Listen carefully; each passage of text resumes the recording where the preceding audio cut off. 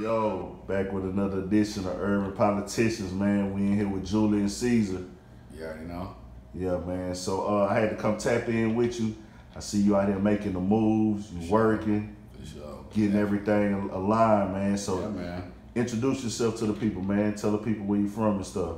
What's going down is Julian Caesar. I'm in here fucking with Urban Politicians, man.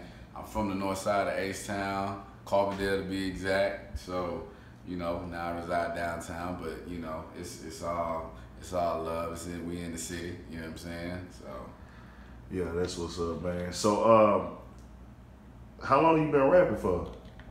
man, I've been rapping for a minute, so just to give you a little back brief. So my musical background started all the way back when I was a kid, you know what I'm saying? Like, I've seen, you know, my grandfather, he was in a quartet group back in the 60s. My aunt, she was, you know, a gospel singer.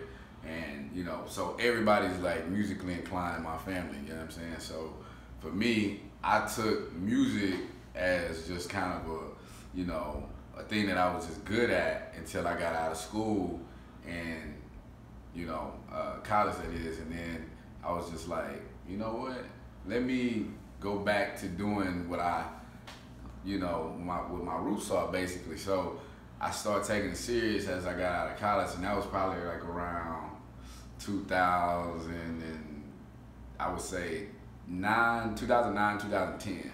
So I kind of started taking it serious from there. So I would say probably about 7, 8 years, you know what I'm saying?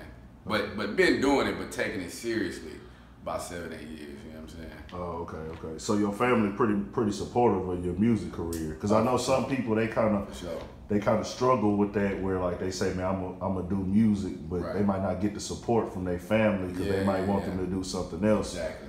But with your family growing up in music, they was like, you know what, go do that. Yeah, That's sure. what's up. Most definitely, because at the end of the day, I still took care of my business. You know what I'm saying? I still went to school. I still supported, you know, myself for the most part until I was able to land a good job and do the things that I needed to do.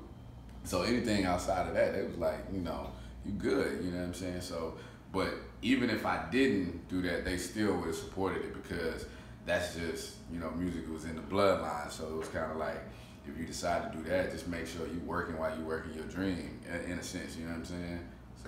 So, Gotcha. That's what's up, man. Yeah. So, coming up, man, who were you listening to? Like, what artists did you grow up listening to? Like, who inspired you? Who made you say, you know what, this is lit. I like this sound, or I like how this person raps or sings or whatever. Yeah.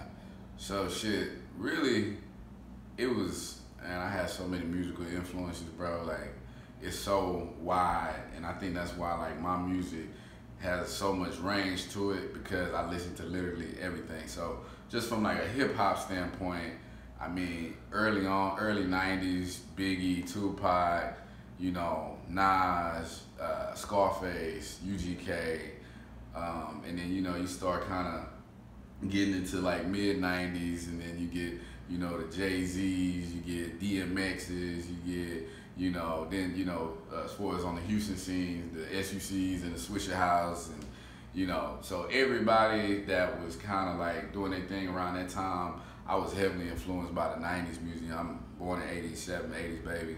And so for me, 90s music, like that's how I grew up, you know what I'm saying? So, but even just outside of hip hop, I mean, you know, 90s R&B, like that was the shit, you know what I'm saying? Like, you know, even taking it back a step further, like, you know, the 80s music and 70s soul music and shit like that. So, man, I mean, as far as like my musical influences and stuff like that, I mean, it's a wide range of just a whole bunch of people collectively.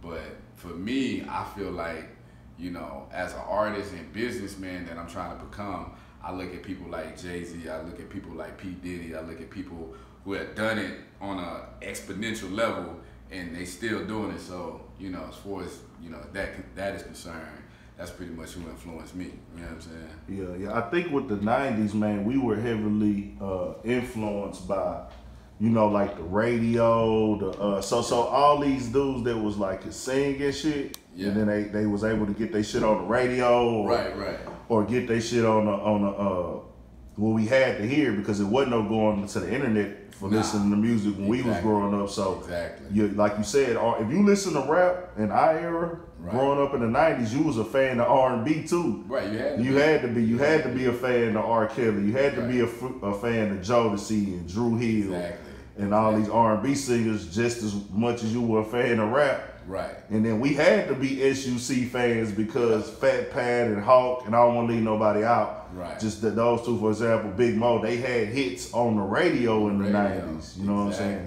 And so it was going hard. Like, going hard as fuck, dog. Like redoing classic songs and making those classic songs stick and be dope as hell, to where you can still listen to them shits now.